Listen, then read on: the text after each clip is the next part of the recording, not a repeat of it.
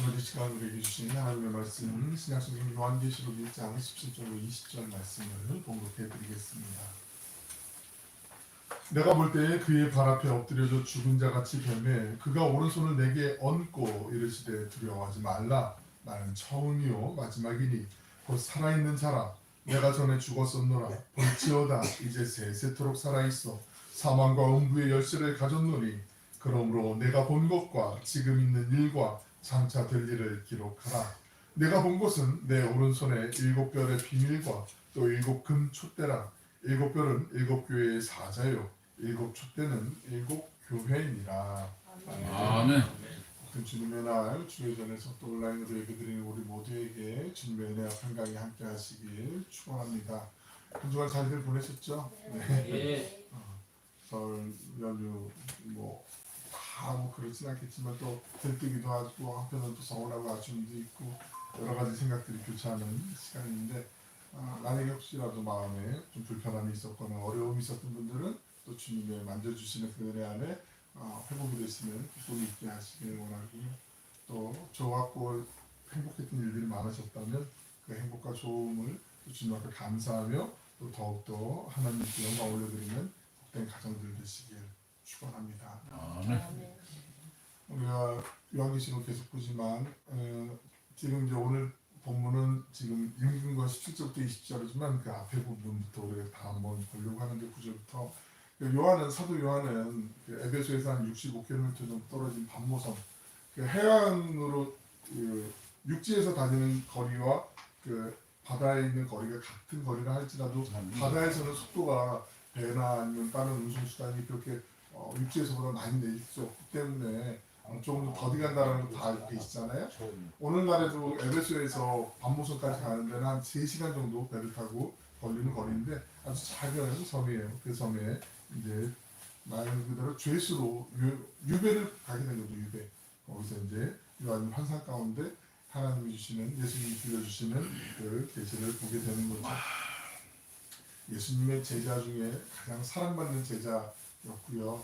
그리고 잘 아시지만 예수님이 어머니 마리아를 예수님이 십자가에 돌아가시고 난 다음에 부활승천하신 다음에 예수님이 요한에게 맡기셨잖아요. 네 어머니다 하면서 어머니를 잘 좀 보필해 달라 도와달라 이렇게 수십 년 동안 예수님의 어머니 마리아를 돌봐드렸던 그런 제자가 바로 이 사도 요한이었거든요. 이 정도 했으면 우리가 그냥 일반적으로 생각할 때 교회에서 열심히 이렇게 하나님 일을 감당하고 수십 년 봉사하고 했으면 그래도 하나님이 주시는 그래도 상급이 있어야 될 것 같은데 은혜가 있어야 될 것 같은데 이 상급이 뭐 유배당하는 거야 이게 무슨 고난을 받는 거야 이게 뭐야 이런 생각을 누구나 처음 대하면 할 수밖에 없는 상황이잖아요. 지금 사도 요한이 이런 상황이에요. 그리고 이 당시 교인들 대부분 이런 상황이었다는 거죠. 하나님은 왜 그러실까 왜 이러실까 우리는 그 성경을 대할 때요. 이거 나중에 말씀드리려고 하는데 제가 지금 먼저 말씀드리는 게 나을 것 같아서 성경을 읽었을 때 하나의 포인트를 좀 드리자면 우리는 그 서양 사조가 그 철학이 크게 두 갈래가 있는 거 말씀 잘 알고 계시잖아요. 첫 번째로는 헬레니즘 문화가 있어요. 헬레니즘 영향을 받은 그리스 로마의 철학. 그래서 헬레니즘은 특징적인 게 뭐냐면은 이게 어떻게 해서 이렇게 결과가 원인, 인과 결과 이런 것들에 대한 궁금함이 많아요. 우리 왜 그 철학사주도 그렇잖아요. 왜 이렇게 돼서 원인이 뭐가 있어서 이렇게 발전이 됐고 이게 이런 결과를 도출해냈다. 이런 이야기들 우리가 지식을 풀어가는 거 학교에서 공부하는 게 대부분 이런 방식으로 전개되고 우리는 거기에 상당히 많이 익숙하게 생각되고 있고 이게 조금만 어긋나면 여기에 대해서 궁금함을 갖게 되고 이건 아닌 것 같아 틀린 것 같아 라고 그렇게 얘기할 때가 있는데 또 한 가지의 서양 철학의 사주 중에 하나가 헤브라이즘 유대인들을 중심으로 한 히브리 민족을 중심으로 한 헤브라이즘이라는 게 있는데 헤브라이즘은 아까 헬레니즘은 어떻게 그게 왜 어떻게 그렇게 되는 거야? 하나님이 뭐 갖고 창조하셨어? 말씀으로 창조하셨어? 그 다음에 저 물은 어떻게 만드셨어? 뭐 이런 식의 궁금함을 계속 꼬리꼬리를 물어간다면 헤브라이즘은 왜라는 의문사를 던져요. 왜? 어떻게 뭘 만들었느냐 그게 본질이 아니라 왜? 하나님이 이걸 왜 하신 거야? 하나님이 이걸 왜 우리에게 주신 거야? 이런 고난을 왜 주셨지? 하나님이 이런 성공을 왜 주셨지? 하나님은 왜 우리를 광야로 인도하셨지? 거기에 본질적인 의미, 물음을 던지는 거. 그게 헤브라이즘의 대표적인 생각이라고 보시면 돼요.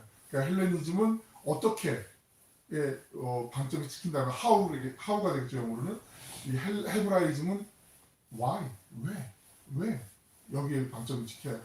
이게 왜 중요하냐면 성경을 읽으실 때 요 생각을 갖고 읽으시면 이건 이해가 안 되는데 이거 왜 이렇게 말을 이렇게 전개되지 같은 것도 금방 좀 흐름을 볼 수 있는 아주 중요한 팁이기 때문에 한번 말씀을 드려요. 그러니까 우리가 성경을 앞으로 읽으실 때는 왜 하나님이 왜 이러셨을까? 예수님이 왜 이런 말씀하셨을까? 왜? 그럼 결론에서 그 왜에 대한 대답이 다 들어있거든요.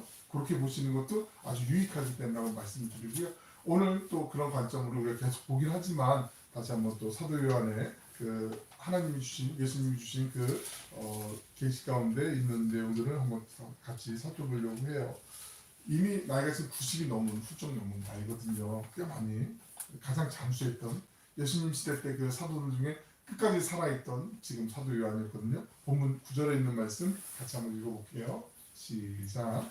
나 요한은 너희 형제요 예수의 한량과 나라와 참음에 동참한 자라 하나님의 말씀과 예수를 증언하였으므로 말미암아 반모라 하는 선에 있었더니. 예수님을 증언하고 밑에서 먼저 쭉 보시면 예수님 증언했다라고 얘기하잖아요. 전도했다는 얘기잖아요. 선교했다는 얘기잖아요. 나 예수님을 하나님 열심히 전했는데 나 지금 유배당한 거야? 이거 뭐지? 이렇게 물어볼 수 있는 상황들이 우리가 주님의 일을 하다 보면 신앙생활 하다 보면 종종 생기게 되는데 이게 꼭 나쁜 것만 아니에요. 여러분 우리의 생각을 조금 바꿀 필요가 있어요.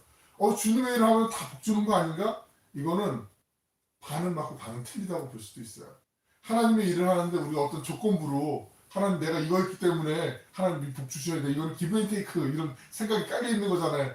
아니 성경 어디를 보셔도 그런 거 없어요. 그거는 절대로 그러면 가끔 이제 우리가 신앙이 병 들어가는 큰 이유 중에 하나가 뭐냐면 부흥회 같은 거 예전에 많이 하면 연합성회 이런 거 하면 부흥 강사들 중에 이거는 뭐 디스하는 거라기보다는 우리가 반성하는 의미에서 꼭 이렇게 얘기를 해요. 물론 그런 일들도 있지만 누가 얼마를 바쳤기 때문에 하나님이 이 가정에 복을 주셨고 이랬다. 그런 일들도 하나님이 역사하시지만 꼭 그렇게만 역사하지 않는단 말이에요. 무슨 얘기인지 아시겠어요? 하나님은 이런 방법도 쓰시지만 또 다른 사람에게 그 사람이 알면 다른 방법을 쓰시고 어떤 사람이 전혀 다른 방법을 쓰시기도 해요. 하나님의 일을 열심히 했더니 잘 먹고 잘 살고 자녀들은 다 승승장구했다더라 이렇게 이야기가 나올 수도 있지만 사도 요한처럼 90세가 넘었는데 하나님을 열심히 하고 예수님을 증언했는데 지금 밤모섬에 유배지에 갇혀 있었더라. 이게 그냥 편안하게 유배지에 갇혀 있는 게 아니란 말이에요. 지금 감옥에 갇힌 거란 말이죠. 사도 바울도 그랬었고.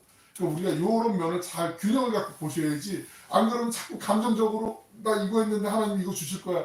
이거 헛물 켜는 거예요. 뜬구름 잡는 거란 말이죠. 그러면 건강한 신앙이 안 될 수밖에 없다라는 거죠. 이건 우리가 잘 아는 거. 이 믿음이 중요해요. 안 그러면 괜히 엉뚱한 데 가가지고 무슨 하나님하고 예수님하고 전혀 뜻 상관없는데 가서 태극기 흔들고 성조기 흔들고 왜 거기에 성조기를 붙여갖고 흔들리나 이해가 안 되는데 가끔 일장기도 갖다 흔들고 이런 사람들인데 그거 건강한 그리스도인 절대 아니에요. 그건 정말 위험한 사이비적으로 거의 가깝게 가기도 이건 뭐 조심스럽게 말할 수 있는 게 아니라 실제로 우리 성경의 정신하고 위배되는 거란 말이죠. 아시죠? 제가 정치 얘기 안 하는 건 아시죠? 근데 이게 성경의 관점에서 봤을 때 아닌 거란 말이에요. 아닌 건 아닌 거예요. 틀린 거예요. 그걸 바로 잡아주는 게 목회자들의 일이잖아요. 이건 분별을 해야 되는 거죠. 지금 예수님을 증언했기 때문에 반모라는 섬에 지금 갇혀있다라고 얘기하는 거예요. 그러니까 제가 말씀드린 거 그 맥락을 잘 이해하셔야 돼요. 이건 뭐 진보나 뭐 좌파, 우파 이게 아니란 말이에요. 정치의 논리가 아니란 말이에요. 이걸 잘 보셔야 돼요. 인생이 절박한 상황에 몰렸을 때 우리에게 가끔 이럴 때가 있을 수 있어요.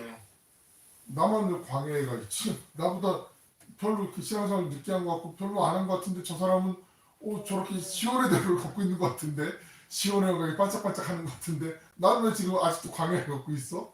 하나님 우리 그렇게 따지듯이 막 기도하고 막 원망하듯이 그럴 때가 있단 말이죠. 근데 그럴 때가요 하나님께서 우리에게 말씀을 주시려고 할 때라는 거예요. 하나님의 음성을 들을 때라는 거죠. 광야라는 단어는 히브리어로 뭐라고 얘기하냐면 미드바르라고 하거든요. 미드바르. 그런데 이 미드바르라는 단어가요 어디서 나왔냐면은 다바르라고 하는 단어에서 나왔는데 이 다바르라고 하는 단어는 말씀이라는 단어예요. 말씀. 그러니까 광야는 하나님의 말씀을 듣는 곳이에요. 하나님의 말씀. 내 인생의 광야와 같은 시간, 내 인생에 지금 아무것도 다 안 풀리는 것 같고 꽉꽉 막혀 있는 것 같고 자꾸 해도 뭐 넘어지는 것 같고 쓰러지는 것 같은 그 시간은 질병도 마찬가지거든요. 그 시간은 광야도 같은 시간이라고 견주어 볼 수 있다면 그 시간은 바로 하나님의 음성을 말씀을 듣는 시간. 지금 반모섬에 갇혀 있는 세례 요한처럼 하나님이 우리에게 하나님의 뜻을 보여주시는 그런 시간이라는 거죠. 그러니까 절망하는 게 아니라 기대하면서 기도하는 거예요. 기도. 겸비해서 나 스스로를 낮추며 하나님의 음성을 듣기를 원합니다. 하나님의 뜻을 분별하기를 원합니다. 기도하는 시간이라는 거죠. 이게 제일 중요해요. 이게 믿음의 선배들 보면 다 이런 과정들이 있었단 말이죠. 우리가 잘 알고 있는 이름도 사기꾼인 야곱 있잖아요. 야곱. 발뒤꿈치로 움켜잡는 자, 형을 속이는 자. 이런 뜻이 그거예요. 사기꾼 이게 야곱. 야곱이 얼마나 모진 고생을 해요. 근데 물론 앓는 소리도 많이 했지만 자기보다 더 센 강적을 만나죠. 외삼촌 라반. 라반이 집에 갔는데 외삼촌이 내가 널 도와줄게 하면서 뒤통수 치는 거 많이 경험하게 되잖아요. 이런 일들이 뭐 선지자들 중에 엄청 많단 말이에요. 다니엘은 우리가 잘 알고 있는 것처럼 어렸을 때부터 포로로 끌려갔어요. 보통 웬만한 사람들 포기 이제 나 뭐 인생 끝났는데 뭐 영적인 나 잘 살아봐야지. 그럴 상황이 남지라도 하나님 만나주시고 말씀해주시고 거기서 인생을 전혀 예상하지 못한 그 아름다운 하나님의 영광을 위한 인생으로 바꿔주시는 거. 그게 우리라고 예외일 수 있겠어요? 아니란 말이에요. 이런 사람들도 이렇게 내가 했어. 그러니까 용기를 잃지 마. 좀 봐. 라고 지금 말씀하는 거고 사도 요한도 마찬가지로 우리에게 그런 본보기로 알려주시는 거란 말이죠. 그러니까 잘 집중해서 보시고 이건 내 마음에 감동이 있으면 아멘 하시는 거예요. 그래서 하나님 나도 이렇게 되길 원합니다. 그 소망을 하나님께 기도하면서 기도하는 심정으로 말씀을 받는 거죠. 이게 중요한 거죠. 반모섬에서 요한에게 하나님이 주신 것은 사도 요한만 살리려고 하시는 게 아니에요. 그때 당시에 고난받고 이 당시에 가장 어려운 가운데 있었던 그리스도인들이 받았던 박해가 바로 로마의 도미티안 박해라고 말씀드렸잖아요. 네로 왕조 64년에 있었던 그 네로 왕제 박해보다 비교가 안 될 정도로 네로 왕제의 박해 때는 로마시 그 안에만 국한되어 있던 박해였는데 90년대 초반에 일어났었던 그 도미티안 왕제의 박해는 로마시가 아니라 전역으로 그리고 소아시아 오늘날 튀르키예 지역에 있는 그 소아시아 지역에 주로 많이 광범위하게 여기까지도 영향력을 끼쳤던 그런 박해였다라고 말씀을 드렸잖아요. 그래서 그 박해 가운데 어려운 가운데 있었던 이 믿음의 사람들에게 하나님이 우리를 살리시고자 하는 다시 새롭게 하시고자 하는 그 은혜를 사도 요한에게 들려주시면서 전하게 하시는 것이죠. 본문 10절에 있는 말씀도 우리 같이 한번 읽어보실까요? 시작. 주의 날에 내가 성령에 감동되어 내 뒤에서 나는 나팔소리 같은 큰 음성을 들으니. 내가 지금 광야 같은 상황, 반모섬에 지금 유배되는 사도 요한 같은 상황에 있을 때 그러면 어떻게 해야 되냐 그 방법도 지금 친절하게 알려주시는 거예요. 우리가 하나님의 음성을 듣고 싶어요. 하나님 뜻을 알고 싶어요. 이런 기도도 많이 하고 하나님 알려주세요. 좀 제발 좀 그럼 제가 그대로 할게요. 근데 그 속에는 괄호 열고 난 이거 원하는데 하나님 이거 들었으면 좋겠어요. 막 가로 닫고 마치 산타 할아버지한테 어린이들이 편지 쓰면서 나 이번에 요거 너무 좋은데 이 장난감 갖고 싶은데 이런 마음처럼 기도할 때가 있단 말이죠.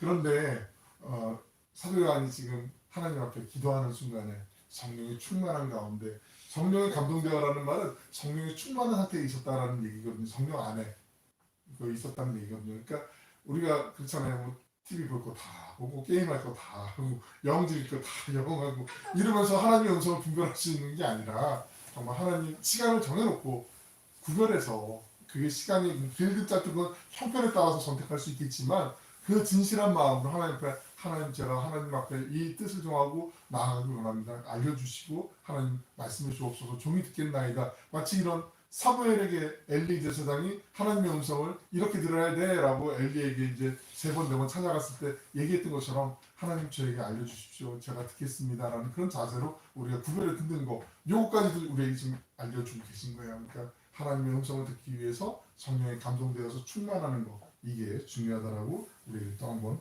말씀해주고 있는 거죠. 내 뒤에서 나는 나팔 소리 같은 큰 음성, 뒤에서 나는 나팔 소리 같은 큰 음성이라고 얘기해요. 나팔 소리가 여러 가지 상징을 비유하기도 하지만 실제로는 전쟁을 소집할 때 총회를 모을 때 이때 나팔을 왜 영화 같은 데 예전 사업 같은 거 보면 부부 크게 불면 막 사람들이 막 모이고 무슨 일이 일어났나 보다 막 총회를 수집할 때 하잖아요. 그리고 또 한 가지 의미가 있는데 하나님의 임재, 하나님이 우리와 함께 하시다 할 때 그때도 나팔을 불 때가 있었어요. 성경에. 그러니까 이건 두 가지 의미가 다 있는 거죠. 지금 비상사태이기도 하고 하나님 우리와 함께 하심을 다시 한번 각인시켜주는 그 상징이기도 하죠. 후자가 조금 더 여기에서는 의미가 좀 강하죠. 제가 1장 13절부터 16절을 읽어드릴 테니까 눈으로 한번 따라가 보시기 바랍니다.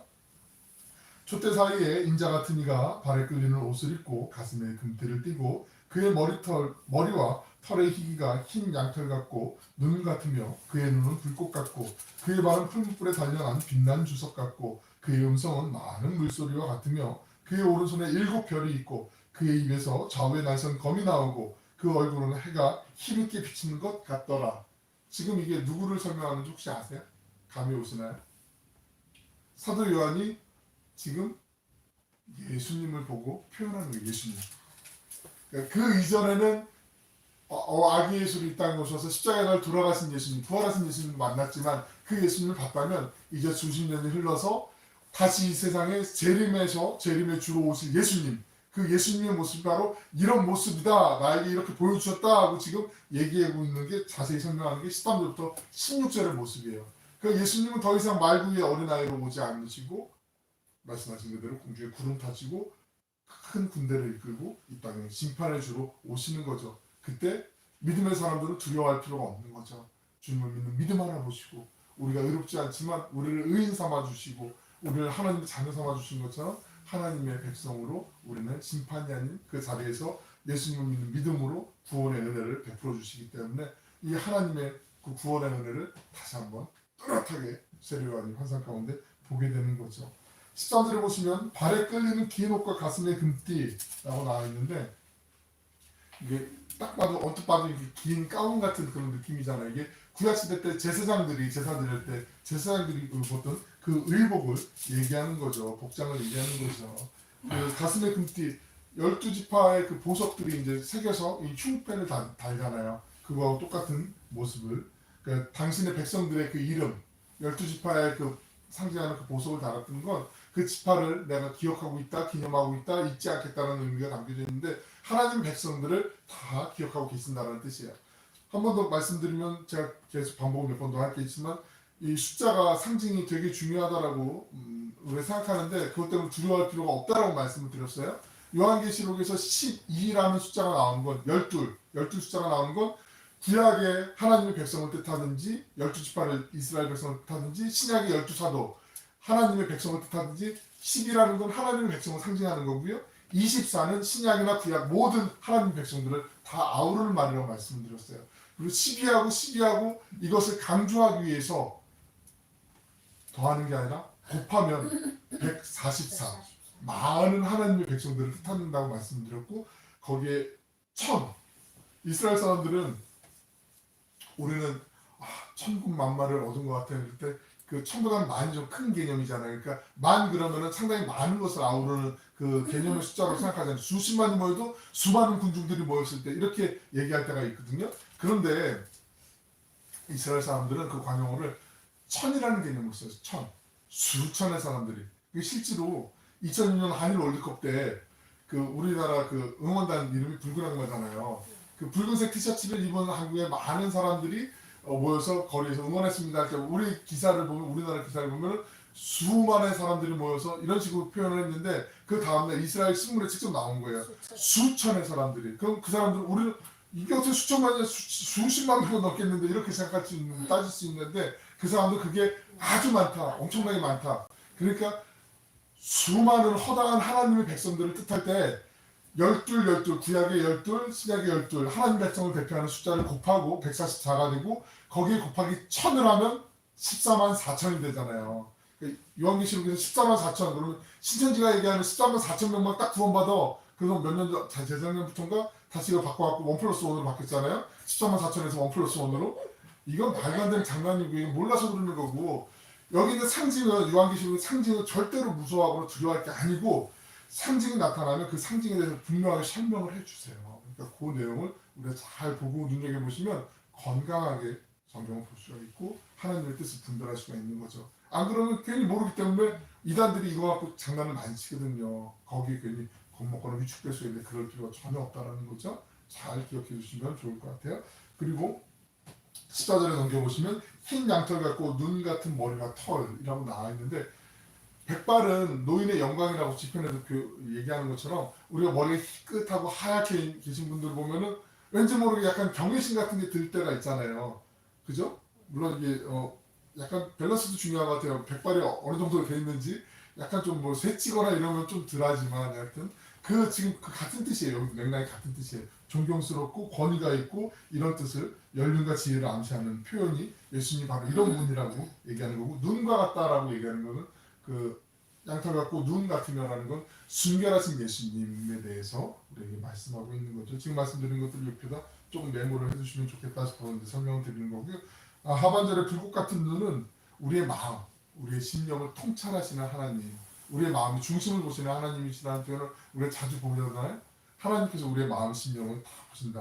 그러니까 사람은 뭐 눈 가리고 앙할 수 있잖아요. 속일 수 있고 감출 수 있지만 하나님 앞에서는 절대 그럴 수 없다라는 것을 다시 한번 알려주고 있는 거죠.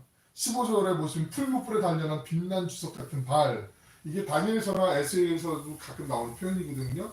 이 발은 우리의 몸을 지탱하는 거잖아요. 그러니까 발이 튼튼해야 건강할 수 있고, 발이 튼튼하고 잘 자리 잡고 있어야 넘어지면 큰일 나잖아요. 그러니까 중요한 건데, 하나님의 영광이 충만함을 지금 튼튼한 발과 같은 그런 표현으로 우리에게 들려주고 있는 거예요. 예수님의 능력이 그러니까 무궁무진하시고 무한하시다. 그리고 장차 예수님을 대적했던 지금 도미티안 왕자와 같은 이 대적들을 물리치실 때 이 하나님께서 그들을 정말 볼 것 없이 그냥 한 번에 다 정리하실 수 있다. 이런 의미를 담고 있는 거죠. 많은 물소리 같은 음성을 얘기하고 있는데 하나님의 영광과 위엄을 우리에게 알려주고 있어요. 그러니까 이 하나님의 음성, 많은 물소리 같은 하나님의 음성이 들릴 때는 다른 잡다한 소리에 신경을 쓸 겨를이 없어요. 왜냐하면 이 소리가 너무 크니까 거기에만 집중이 되는 거죠. 다른 소리가 들릴 하등의 어떤 상황이 되지 않는다라고 말씀하는 거죠. 그러니까 바꿔 얘기하면 우리가 주님의 음성에 집중하게 되면 사람의 소리에, 세상의 소리에 우리가 신경을 내어둘 필요가 없다라는 거예요. 그죠? 그러니까 우리가 좀 더 하나님의 음성을 듣기를 사모하는 거, 이게 정말 얼마나 소중한지 다시 한번 저도 도전을 받는 그 말씀이에요. 16절에 말씀하시는 좌우의 날성검, 16절에 보시면 좌우의 날성검이 나오고 라고 말씀하는데, 이 좌우의 날성검은 우리가 잘 알고 있는 성령의 검을 얘기하는 거죠. 성령의 검. 말씀으로 천지를 창조하신 하나님께서 에스겔의 환상 가운데 31장에 보시면 그런 말씀이 있잖아요. 에스겔의 환상 속에 골짜기에 아주 질비한 마른 뼈들을 보잖아요. 정말 더 이상 이 뼈들은 빨리 이렇게 그냥 만지기만 해도 바스라질 것 같은 그런 뼈들. 그 뼈들이 성령의 생기가, 성령의 바람이 들어오니까 이 뼈 저 뼈가 서로 연락하여 맞고, 그리고 근육이 붙고 살이 붙고 큰 하나님의 군대를 이루었던 것처럼 하나님의 말씀의 검, 성령의 검을 통해서 소생케 되는 그 은혜가 나타나게 된다. 그 말씀을 우리에게 주고 있는 거죠. 예수님이 오실 때 이런 모습으로 오시게 된다는 거예요. 16절 하반절을 보시면 주님은 해같이 빛나는 얼굴, 그 얼굴은 해가 힘있게 비치는 것 같다라고 말씀하고 있어요. 하나님의 영광과 지혜와 능력이 바로 해로 상징되는 말씀이거든요. 하나님은 빛이라고 했잖아요. 요한은 자신이 청년의 시절 때 예수님을 모시고 변화산에서 영광스럽게 변화하는 주님의 얼굴도 봤잖아요. 베드로와 요한이 같이 변화산에 올라가서 베드로가 그러니까 주님 여기가 좋사오니 초막셋을 짓고 이렇게 얘기했던 것처럼 변화산에 해같이 빛났던 주님의 얼굴을 봤는데 다시 그 만왕의 왕 대신 심판주로 오실 그 주님이 정말 이렇게 해같이 빛나는 모습을 다시 한번 보게 되는 거죠. 우리도 주님을 믿는 우리도 그때가 되면 이런 모습으로 반드시 변하게 될 텐데요. 마태복음 13장 43절에 있는 말씀 우리 같이 한번 읽어보실까요? 마태복음 13장 43절 말씀 시작. 그때 의인들은 자기 아버지 나라에서 해와 같이 빛나리라. 기 있는 자는 들으라. 나는 의인 아닌데 어떡하지? 아니에요. 내가 죄송하긴 하지만 부끄럽긴 하지만 예수님을 믿는 믿음 보시고 우리를 의롭다 삼아주셨잖아요. 우리를 하나님의 자녀 삼아주시고 우리 또한 해같이 빛난다라고 주님이 약속해 주신 거죠. 그러니까 이 은혜가 너무 감사하잖아요. 크잖아요. 그죠? 여긴 어디 나는 누구 이러시면 안 되고요. 이 은혜가 너무 크기 때문에 내가 해처럼 빛나게 살려고 몸부림치는 거죠. 이 세상에서도 내가 하나님의 자녀답게 살려고 더욱더 노력하는 거, 그게 더 필요한 거고 그게 은혜의 아름다운 선순환이 되는 거죠. 우리 본문 17절 18절 말씀 같이 읽어보겠습니다. 시작.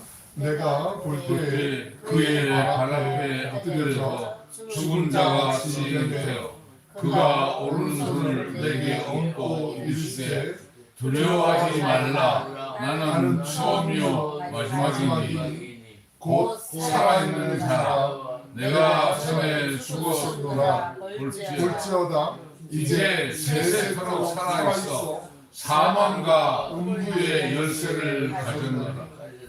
아멘. 하나님의 영광 앞에 서면 누구나 다 납작 엎드릴 수밖에 없는 거죠. 요한은 예수님의 보혈로 거듭난 사람, 예수님의 12제자 중에 한 명이었잖아요. 최후의 만찬 때도 예수님 바로 그 옆에서 주님 품에 안겨 있던 사람이었잖아요. 이제 한 60년이 지나가지고 이 계시록을 기록할 때 주님의 영광을 보니까 이게 예전에 봤던 그 영광은 너무 다른 거예요. 그냥 납작 엎드릴 수밖에 없는 감히 얼굴도 마주하지 못하듯이 그냥 기진맥진하듯이 땅에 엎드려진 거죠. 이게 너무 오랜만에 봐서 낯설어서 그렇다기보다는 장차 오실 주님의 영광이 내가 생각했던 것보다 비교가 안 될 정도로 너무나 찬란하기 때문에 너무나 크시기 때문에 거기에 압도당하는 거죠. 나는 처음이요 마지막이니 곧 살아있는 자라 17절에 18절 넘어가는 이 부분 보시면 이게 나는 알파요 오메가요 지난번에 말씀드렸던 거 나눴던 것처럼 처음과 마지막 시작과 끝이라는 그 주님의 말씀 다시 한번 우리에게 반복해서 알려주는 거고요. 또한 전에 죽었었노라 볼지어다 이제 세세토록 살아있어. 이 얘기는 무슨 말씀이냐면 예수님께서도 모진 고난과 고통을 받으시면서 십자가를 돌아가셨고 하지만 다시 부활하셔서 살아나셨다라고 그렇게 우리에게 말씀하고 계세요. 그러니까 인간의 과거와 현재와 미래를 다 아우르시는 살아계신 하나님이심을 우리에게 알려주시는 거고 사망과 음부의 열쇠를 가졌느니 열쇠가 성경에서는 절대적인 주권을 상징하거든요. 그리고 베드로에게 천국 열쇠를 내게 주노니라는 말씀 우리 잘 기억하고 있잖아요. 하나님께서 그 권세를 갖고 계시고 죽음을 이기시고 부활하신 그 주님께서 모든 사람을 예수를 믿는 믿음 하나 보시고 다 죄와 사망에서 해방시켜 주시겠다 이 말씀을 하는 거고요. 궁극적으로 이 말씀 내용의 핵심은 뭐냐면 지금 이 편지를 읽게 되는 이 말씀을 듣게 되는 그때 당시에 그 원독자 초대교회 교인들이 지금 도미티안의 박해 가운데 있는 사람들이잖아요. 얼마나 힘들어요. 내 사랑하는 가족을 내가 전혀 예상하지 못했던 방법으로 잃게 되는 경우들도 생기게 되고 내 이웃들이 나를 배신하게 되고 서로 교인들끼리 의심의 눈초리를 바라보게 되고 교회는 완전히 무너져 버리게 되고 이런 일들이 비일비재한 그런 상황이었고 사자밥이 되거나 아니면 계곡으로 쫓겨가거나 광야로 탈출하거나 이런 일들이 비일비재한 상황에서 예수님이 말씀하시는 거예요. 얼마나 힘들겠니? 나도 십자가에 고통받을 때 참기 힘들더라. 저 막 침뱉고 막 조롱하고 놀리고 이러는 모멸감이 정말 수치스럽더라. 나도 너무 힘들었는데 얼마나 힘들겠니? 지금 그 교인들에게 지금 주님이 이렇게 말씀하시는 거예요. 하지만 내가 그 죽음을 사망을 이기고 부활했자니 너희도 이겨낼 수 있을 거야. 너희도 내가 부활하면서 영원한 승리의 자리를 아버지 집에 너의 처소를 예비했어. 염려하지 마. 그리고 이 땅에서도 힘있게 당당하게 살아갈 힘이 있어. 염려하지 마. 내가 살아있어. 라고 지금 알려주시고 말씀하시는 장면이라는 거죠. 자, 제가 12절, 13절, 16절, 20절을 읽어드릴 테니까 퀴즈예요. 여기서 공통적으로 나오는 단어를 한번 찾아보세요. 12, 13, 16, 20절에 있는 말씀 천천히 읽어드릴게요. 몸을 돌이켜 나에게 말한 음성을 알아보려고 돌이킬 때에 7 금촛대를 보았는데 촛대 사이에 인자 같은 이가 발에 끌리는 옷을 입고 가슴에 금띠를 띠고 그의 오른손에 7별이 있고 그의 입에서 좌우에 날선 검이 나오고 그 얼굴은 해가 힘있게 비치는 것 같더라. 내가 본 것은 내 오른손에 7별의 비밀과 또 7 금촛대라. 7별은 7교회의 사자요 7 촛대는 7 교회니라. 혹시 찾으셨어요? 빨리 지나갔나요? 네. 촛대가 나오고 7 별이 나오죠. 잘 보셨어요? 잘 보셨어요. 촛대는 뭐라고 그러죠? 지금 말씀 나왔잖아요. 20절에 보시면 7 촛대는 7 교회라고 얘기하잖아요. 그러니까 성경의 상징은 해답이 다 있다라고 말씀드렸잖아요. 12, 13절부터 촛대를 말씀하시는데 우리가 나는 촛대 난 저거 마음에 안 들어. 난 성령으로 해석하고 싶어. 성령이 더 맞는 것 같아. 이렇게 우길 권위가 아무 얘기도 없어요. 성경 안에 상징을 해석해 놓으셨거든요.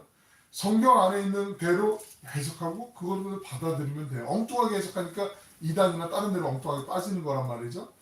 절대로 성경 안에 있는 거 성경으로 풀면 상징은 절대로 어렵지 않고 위험하지도 않고 그냥 그대로 하나님 말씀은 우리 맥락을 풀 수가 있어요. 촛대는 교회를 가리킨다라고 말씀하잖아요.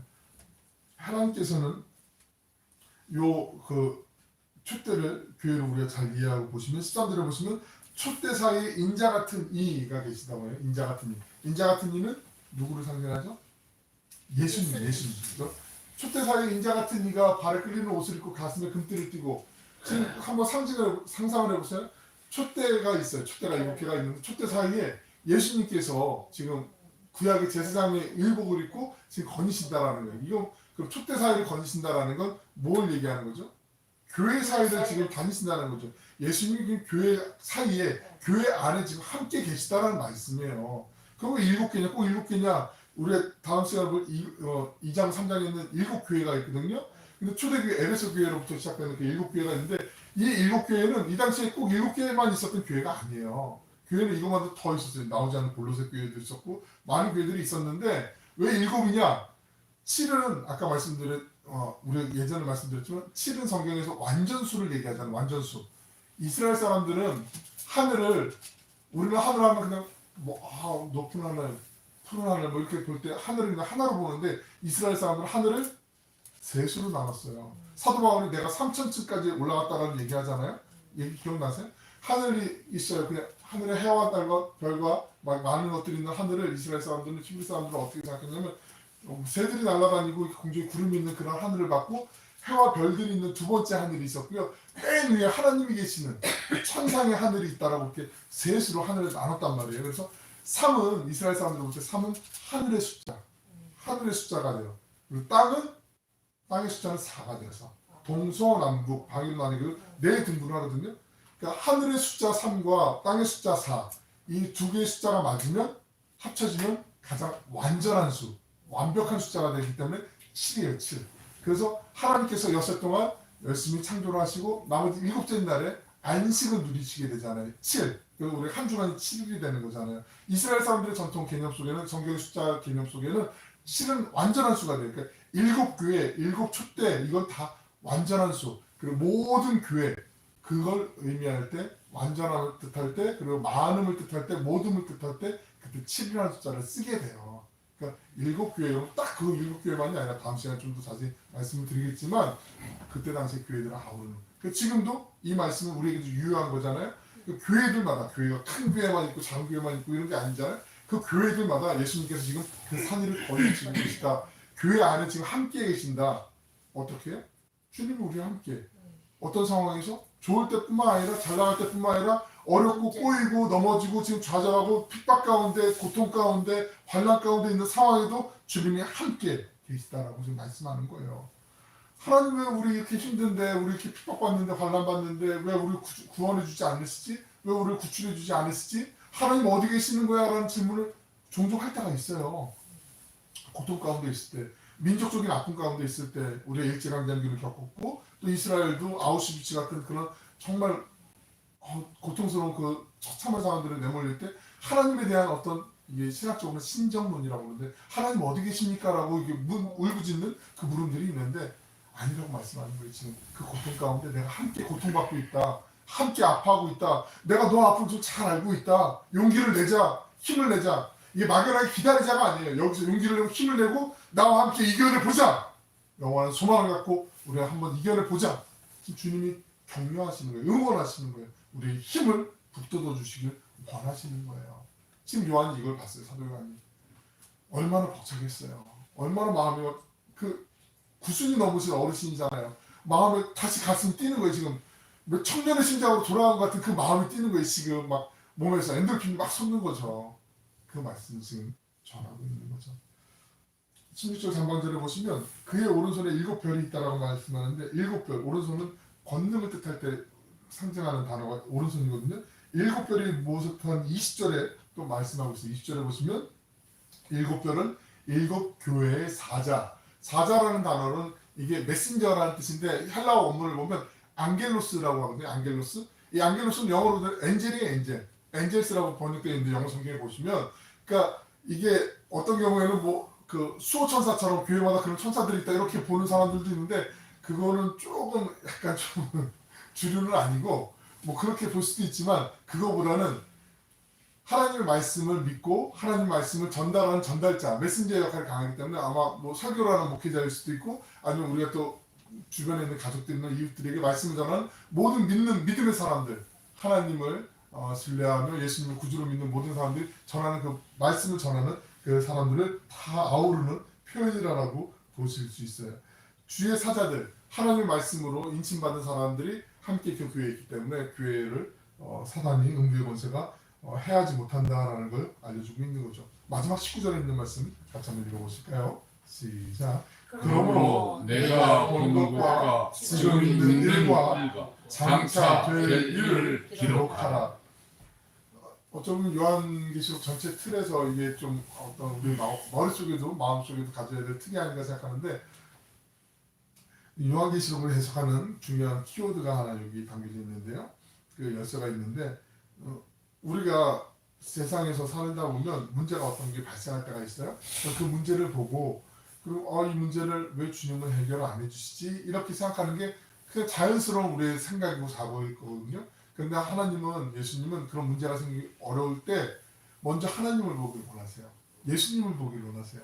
지금 예수님과의 나와의 관계, 예수님을 내가 얼마나 알려고 하는지, 예수님을 얼마나 집중하는지, 그걸 보고 그리고 현실의 문제를 바라보게 되면, 이게 그냥 일상에 일어나는 그 문제, 영적인 것을 제가 강조하는 게 아니라 예수님이 이걸 원하시고 이때가 예수님이 이렇게 해결되길 원하시는 거라는 분별력을 예수님께 집중하면, 하나님께 집중하면 하나님이 알려주신다라는 걸 요한이 지금 배우고 있는 거거든요. 그러니까 지금 이 초대교회 교인들은 이 고통이 언제 끝날까 그것만 알면 참을 수 있잖아요. 근데 이게 도저히 가늠이 안 되는 박해였단 말이죠. 그런 상황에서 하나님은 찬란한 그 하늘의 영광, 지금 다시 이 세상의 심판주로 재림주로 오실 그 주님이 나중에 어떤 모습으로 오실지를 13절부터 16절까지 우리가 봤잖아요. 그 확연하게 보여주는 그 모습 속에서 장래의 그 영광을 네가 전해줘라고 얘기하거든요. 주님을 집중하면 우리가 갖고 있는 문제가 별게 아니게 되거든요. 나는 지금 이게 당장 해결돼야 될 큰 문제인 것 같은데, 우리가 살면서도 그런 경험들이 있으시잖아요. 당장 이 날까지 뭐 해결이 안 되면은 큰일 날 것처럼 얘기하는데, 그날 지났는데 좀 얘기하다 사정을 들어줬네? 조금 이제 뭐 말미를 줬네? 약간 손해가 있지만 그래도 괜찮아졌네? 이런 어떤 새로운 방법들이 생기잖아요. 하나님은 우리에게 가장 중요한 원인, 그 문제가 되는 본질, 하나님과의 관계, 예수님을 바라보라고 지금 말씀하고 있는 거죠. 교회가 교회다워지기 위해서는 다른 게 없는 것 같아요. 하나님의 말씀에 집중하고 우리가 더욱더 예수님을 알아가려고 하고, 예수님을 알아가는 만큼, 믿는 만큼 더 주님을 사랑하려고 하는 몸부림이 있으면 교회는 건강해지지 말라고 해도 건강하게 되어 있어요. 가끔 TV 같은 데 보시면은 이거 드시면 건강해져요. 운동은 이렇게 하셔야지 건강해져요. 체력은 이렇게 하시면 신체 라인은 이렇게 많이 젊어질 수 있어요. 그런 거 되게 관심 있고 많이 보시잖아요. 그럼 TV 프로그램 저기 좋아요? 저 어디서 팔지? 이렇게 전화번호도 막 찾아보려고 하고 이럴 때 있잖아요. 그런데 우리 신앙생활 하면서 우리의 영혼이 건강해지고 우리의 영혼이 정말 하나님 안에서 반듯하게 잘 성장하기 위해서 갖는 관심이 그거보다 솔직히 좀 되게 없어요. 되게 없어요. 그렇지 않은가요? 여기서 한번 우리가 생각을 좀 바꿔보는 거죠. 우리 한국 사람들은 좋은 것 중에 하나가 새해를 2번 맞잖아요. 1월 1일 맞고 또 설날 맞고, 새해가 지난 지 얼마 안 됐으니까 우리 새로운 마음으로 다시 한번 그렇구나. 하나님이 먼저 하나님의 나라와 의를 구하기를 원하신 것처럼 우리가 문제가 있을 때도 그 문제보다 먼저 하나님이 나와 지금 어떤 상황, 어떤 관계, 어떤 친밀함을 원하시는지, 내가 예수님을 어떻게 생각하고 있는지를 먼저 한번 점검해 보고, 그리고 난 다음에 이 문제를 풀면 하나님이 아마 지혜를 주시겠지? 그런 믿음을 가지시는 거예요. 그런 기대감을 갖는 거죠. 마치 다니엘이, 하나님이 다니엘에게 많은 다른 사람들보다 10배나 뛰어난 하식도 주셨지만 분별하시는 분별력도 허락해 주셨던 것처럼, 우리가 하나님 앞에 기도할 때, 하나님의 나라와 의를 먼저 구할 때 하나님이 반드시 우리 모두에게 하늘의 지혜, 하늘의 통찰력이라고도 할 수 있고 분별력이라고도 할 수 있겠죠. 그걸 반드시 주실 거거든요.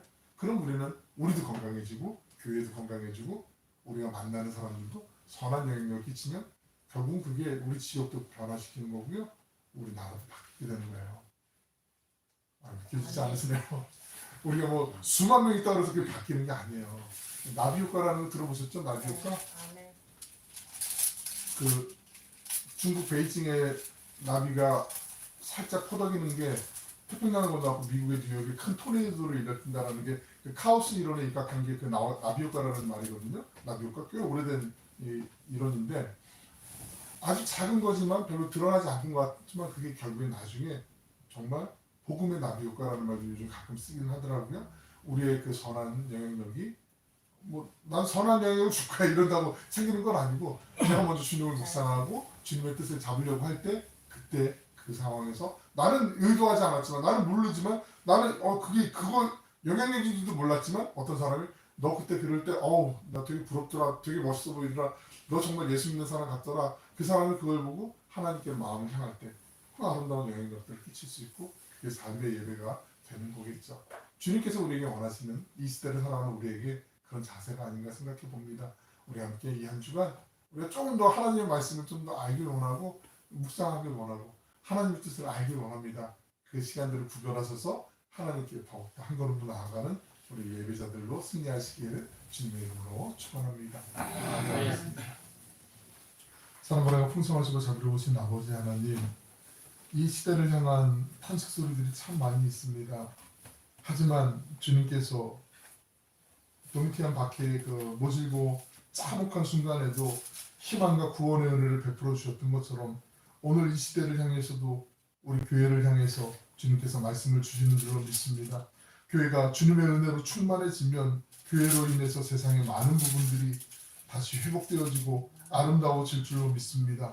교회가 하나님 말씀으로 건강하게 성장하면 교회들을 통해서 하나님의 복이 사회 곳곳에 강물처럼 흘러가게 될 줄로 믿습니다. 모든 병들었던 것들이 회복되고 더러웠던 것들이 깨끗해지며 죽었던 것들이 살아나게 될 줄로 믿습니다. 그 은혜의 아주 작은 부분이나마 저희가 감당하길 원하고 저희 또한 그렇게 쓰임받는 도구가 되길 원합니다. 하나님 이 한 주간 살아계신 주님 그 주님만을 바라보며 주님을 믿음의 눈으로 바라보며 이 세상을 넉넉히 이기는 주님의 기쁨으로 삶의 예배자들로 승리하는 저희 모두가 되게 하여 주시옵소서. 그래 행하신 주님을 기대합니다. 찬양합니다. 예수님의 이름으로 기도 올리옵나이다. 아멘.